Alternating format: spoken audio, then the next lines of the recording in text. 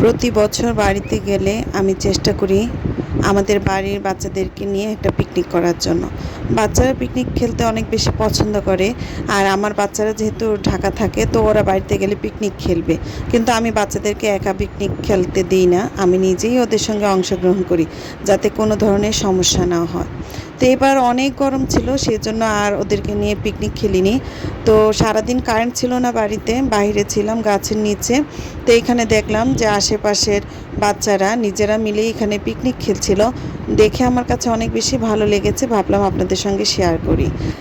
আর এই যে এখানে একটা বিড়াল দেখছেন, তো এই বিড়ালটা কোথা থেকে এসেছে আমরা কিছুই জানি না।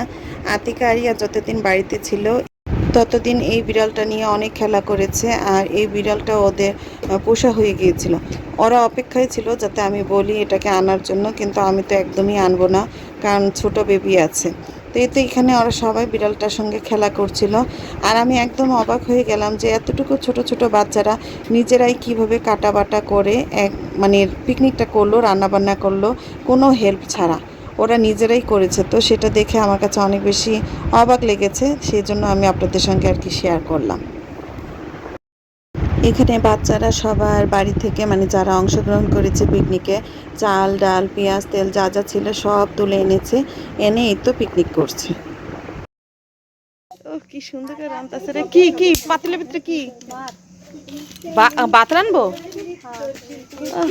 তাও ভিতর তো সেই যোগ্যতা রে।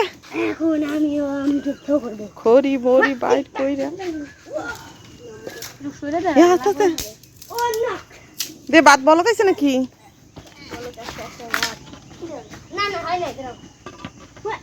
সুন্দর বলো কাশতে ভাত। বেড়া মানুষ যে এত সুন্দর রান্না করতে পারে সে।